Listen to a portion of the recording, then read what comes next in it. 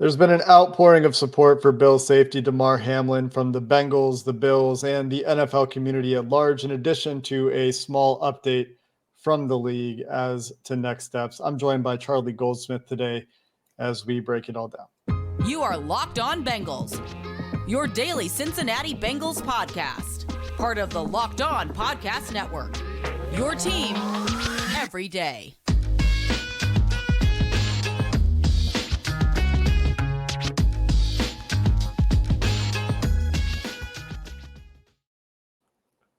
We're going to do another episode of the Locked On Bengals podcast today with a different tone than we normally have on a football podcast. I am your host, Jake Lisko, joined today by the Cincinnati Enquirer's Charlie Goldsmith, who you can follow on Twitter at Charlie G with 2 underscores, Charlie G __. And Charlie, today we're going to start with obviously the Damar Hamlin story as we continue to send our best wishes, prayers, and whatever works for you. I'm not going to assume what our listeners feel religiously or not as they show their support in whatever way works best for them. There was a statement from the Hamlin family expressing gratitude to the medical staff, to the Buffalo Bills organization, to Coach Taylor, and the Cincinnati Bengals organization for all of the huge support for Damar Hamlin's GoFundMe for his charity, which I think is over $4 million on Tuesday. And that has been impressive to me, Charlie. The thing that is encouraging out of this as we wait for news on Damar Hamlin's health is that we've seen a lot of good and humanity come out from Bengals fans, from Bills fans in Cincinnati and Buffalo and around the country, as it was a high-profile game. Everyone saw it, of course. And so that is reinvigorates some faith in humanity, at least a little bit. The word I keep going back to is compassion. It's a word Mike Brown used in his statement. It's something we saw, very quickly in this process on Monday night. It's something we saw as wave after wave of people showed up at the UC Medical Center. It's something we've seen today as, I'm looking outside in downtown Cincinnati and prayers for Hamlin signs everywhere on the scoreboards at Great American Ballpark. The lights blue in downtown Cincinnati. It feels like everything has stopped. And, across the league, across the NFL community, across the city of Cincinnati, everyone's, support, encouragement, anything they can give is focused on Damar Hamlin. And it should be. There's nothing that we can say that is going to be novel or profound in this moment. I leave that to the ex-players that have weighed in with their perspective, especially Ryan Clark, who I keep going back to, who had a similar, I guess similar is the wrong word, had a health scare of his own, sickle cell complication, and can speak to what that experience was like for him. Mark Ingram talking about, his sister texting him, wouldn't mind if you retired. Aaron Rodgers giving credit to Zach Taylor for his response. And a lot of people, I think, giving credit to Zach Taylor for his response. And I'll echo that because I think that he handled it as well as you could as the opposing head coach in that situation. And clearly putting the game second to whatever Sean McDermott and his team needed in that moment. So I'll echo all of those thoughts and suggest that if you're looking for those perspectives of people that have been through this, that those are out there. From our perspective, Charlie, it's not really changed, right? There's nothing more to say than you hope for the best. You never want to see that happen. You're grateful for the medical attention. You're grateful for the response. And it's fully outside of our control from a media perspective. You were there, of course. You were part of the chaos at Paul Brown Stadium. That maybe the chaos isn't localized anymore, but I think that it is still a very chaotic situation for the NFL. We'll get into that a little bit later. What was that for you? What was your perspective having been there? It was very human. It was very raw. There are two things that happened that really stick with me still. The first was seeing the players' parents and families just waiting to see their kids, their family members after the game. That was something I could really relate to. That was, again, something very human, something very powerful, something very strong. And then there were some other players who, maybe they didn't have family at the game. I saw several Bengals players walking out of the locker room. The first thing they did in that private moment when they had a minute to themselves was they picked up the phone. And, I don't know if they were calling family or spouses or parents.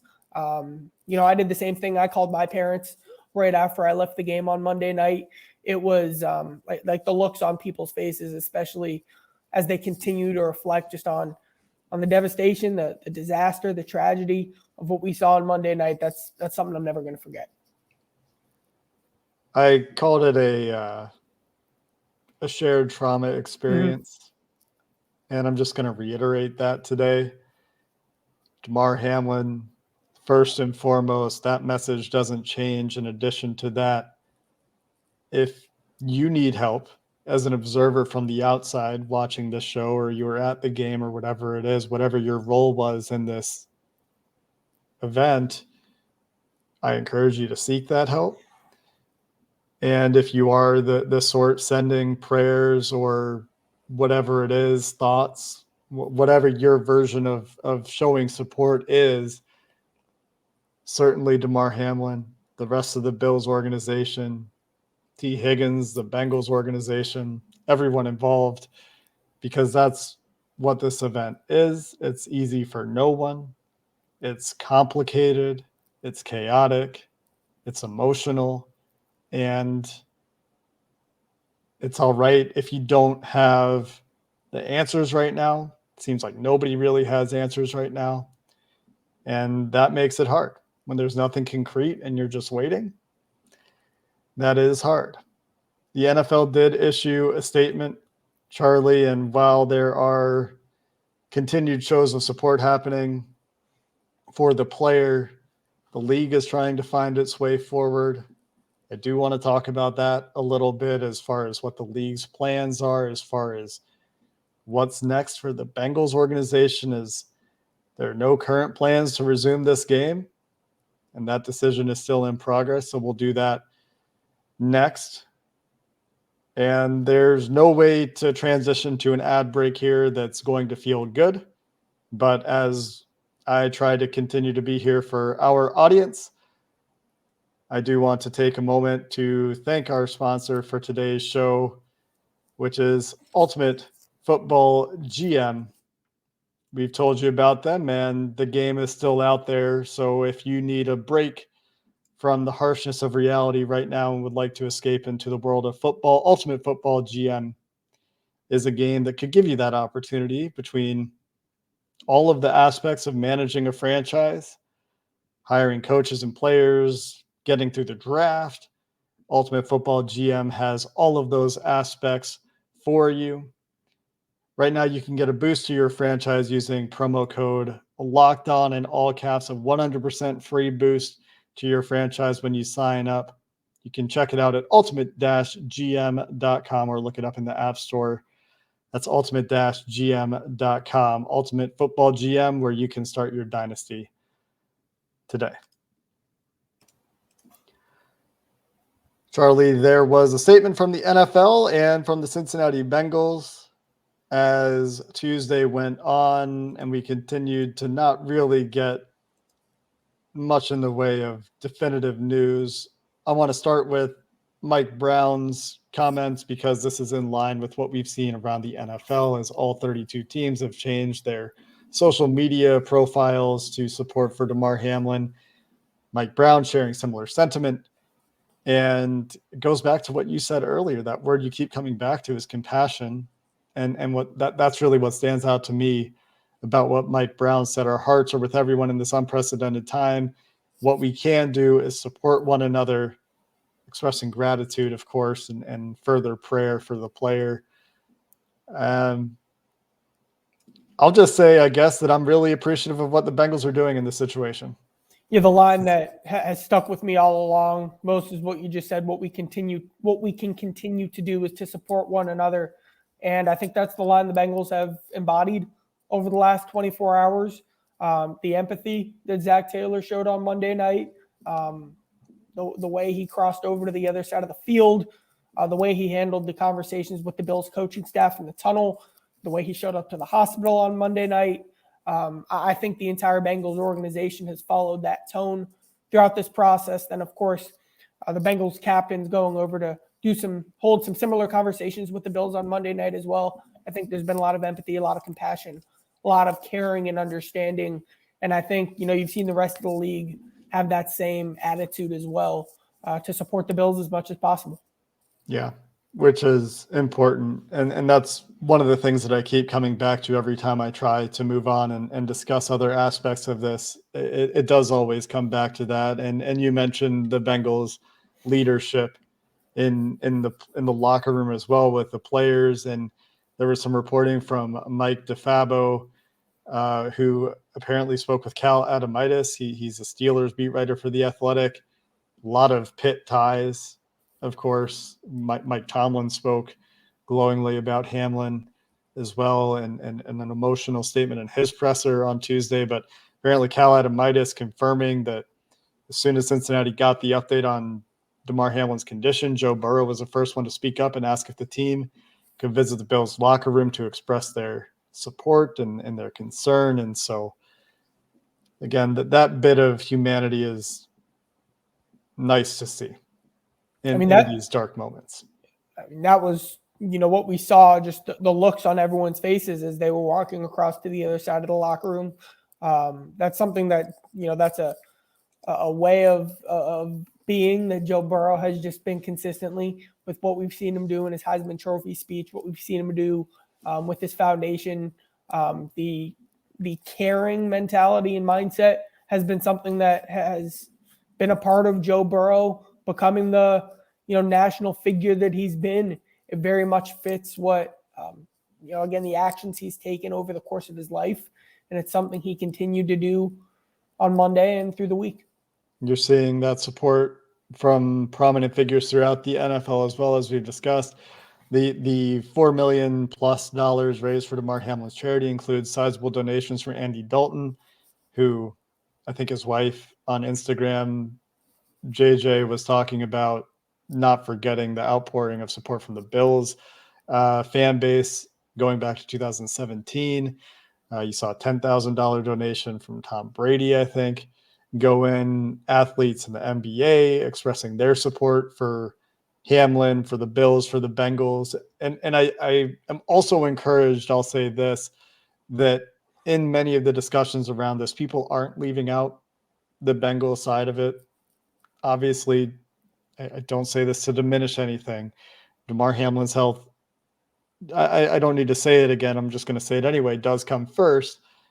But it's easy to forget about secondary impacts of these sorts of things. And so it is encouraging that people continue to point out and support both sides here, that the NFL and NFLPA have highlighted mental health resources available to players on both sides for any team in the NFL, in fact. And so we talk about mental health a lot. And so it's nice to see that be a focus on Tuesday as well.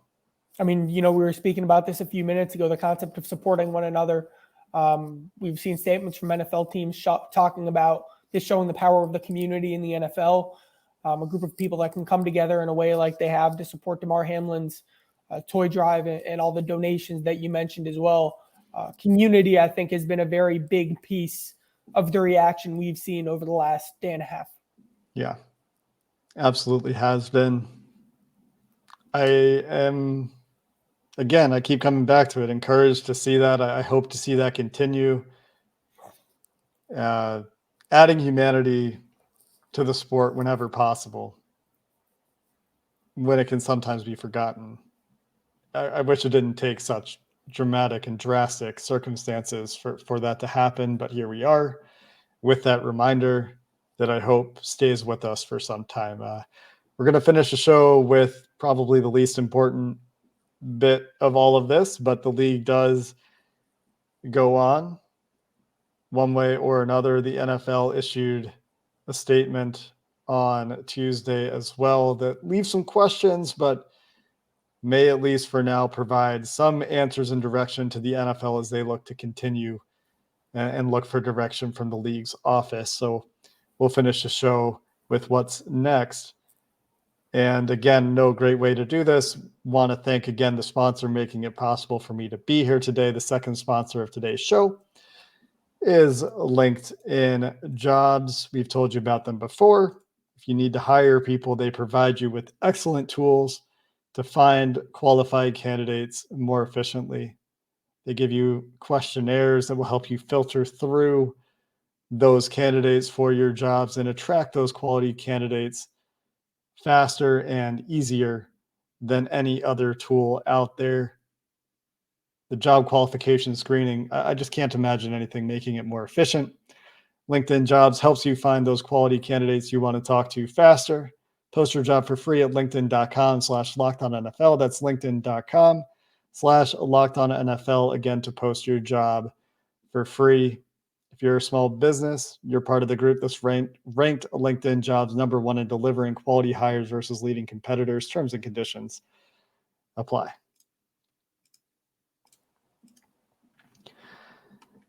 To finish the show, Charlie, as I struggle through ad reads, which are incredibly unpleasant to do in a time like this, but they are the reason that we are doing this show. They're the reason that this is possible. We're going to go to the NFL statement. The big takeaway for me, outside of repeating the lines for Damar Hamlin's health that we've talked about quite a bit, the game won't be resumed this week. So any makeup, if it does happen, will not occur this week. Teams are essentially instructed to prepare for Week 18. No changes to the Week 18 schedule at this time. The Bengals time slot, as of the time of this recording, is still not decided, still in the air between a 1 o'clock or a late afternoon game. But the statement saying the league has not made any changes to the Week 18 regular season schedule, and they will continue to provide information as it becomes available. My initial reaction to this, Charlie, was, why haven't all of these decisions been made? I understand the need to triage and take things one step at a time and help teams understand what they need to do this week first, but delaying these decisions, in my opinion, does add a layer of chaos to things, and there's no good resolution here.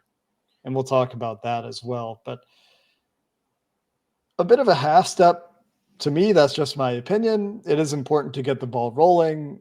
I would have liked to have seen more definitive direction, but at least it's a start. Yeah, as of right now, the plan is for the Bills and the Bengals and every team across the NFL to show up tomorrow and go over their first down game plans and their first 15 scripted plays. That's the crazy part for me. That's what's so shocking, that we're sitting here right now and that's still going on as scheduled. We talk about the compartmentalization that has to go on in the NFL. This seems like a level that shouldn't have to go on for right now. Players to even be thinking about practicing, going through meetings tomorrow. I don't know how you handle that as a coaching staff. I don't know how you handle that as captains and a leadership group of the team. I don't know how you handle that on an individual level. I do know that what the NFL does really in the next 16 hours will be a part of a big conversation that will have an impact forever, as we try to better understand the NFL's approach and role and perspective and really priorities going through a situation like this. Yeah, it seems like the NFL had a plan for the acute situation. Everyone's talked about at this point the emergency response plan that was enacted on the field to get Damar Hamlin immediate treatment and get him to the designated trauma center, UC Medical Center. But they didn't have the rest of the answers figured out. And maybe they do. Again, this could be the slow machinery of the NFL going through its due process and things just taking time and information taking time to get to the public. It's possible that teams know more than we do. We haven't heard from most teams Although, Charlie, we were talking before the show, and at least the Titans had an open locker room on Tuesday with their game on Saturday. So I can't imagine it. I mean, if you're watching on YouTube, you saw me react when Charlie said, yeah, players are going to show up and go through their first down game plans tomorrow. I mean, just saying that out loud feels insane to me. The NFL has always continued its march and has not been deterred in the past. This is the most substantial reaction to an in-game injury we've ever seen from the NFL, but as of now, on Tuesday evening at about 6:30 p.m., the league goes on for Week 18 without a clear answer about the Bills or Bengals. And for those two teams, I don't know how you show up and go to work. Yeah, you mentioned Ryan Clark. Him echoing what a number of former players have been saying on television and radio this week. I'm taking this opportunity to just listen and understand that I don't know what it's like to be a player and compartmentalize in the way like they've always had to throughout their lives. Mm-hmm. And then like you mentioned, a trauma like this that no one's ever had to deal with on the football field in this way at this level before. The trauma that comes with that. I think it's so important to listen to the players' perspective in particular. I hope the NFLPA is very involved. I hope that the Bengals player reps and captains are at the focal point. Of course, the Bills first. Players and captains, and of course the Bengals and every other team across the league as well. I hope those are really the people driving these conversations because no one knows what everyone individually is going through right now. And it's important to start your decisions with that in mind. And it's certainly possible that is a reason that we haven't gotten more clarity on the Bengals-Bills situation specifically. These teams, the Bills in particular, I imagine, aren't in a place where they're ready to talk about, what to do next. The idea of resuming the game seems a little outlandish to me. Like you're going to tell these 50 plus players on both sides to go out and we're just going to line up on 1st and 10 right where Damar Hamlin got hurt. I mean, it's unfathomable. Just as crazy to me as thinking about showing up and going through your first down plan on Wednesday. We'll see how these teams react. I hope that there's some compassion for the Bengals and Bills players from the league office. I don't really know what their options are. So this is the least important thing. We're going to talk about it a little bit here. I don't know what the league is meant to do with this situation because almost no matter what happens from a competitive football perspective, again, just to reiterate, this is the least important thing. We're going to talk about it briefly. There's no clean answer. You call the game a no contest, someone benefits, others are going to be on the losing side of that transaction. You call it a tie, it's essentially the same thing as calling it a no contest. You force a team to forfeit. I mean, how is that fair? You do a coin flip. I mean, we're just reducing competition to a coin flip at that point. So I'm not sure what the way forward here is for the NFL. I don't have a good answer. I don't know if there is a good answer, objectively speaking. And, you mentioned it, Charlie. I think this has to come sooner than later, next 16 hours, whatever the time frame is, letting this linger and adding more uncertainty.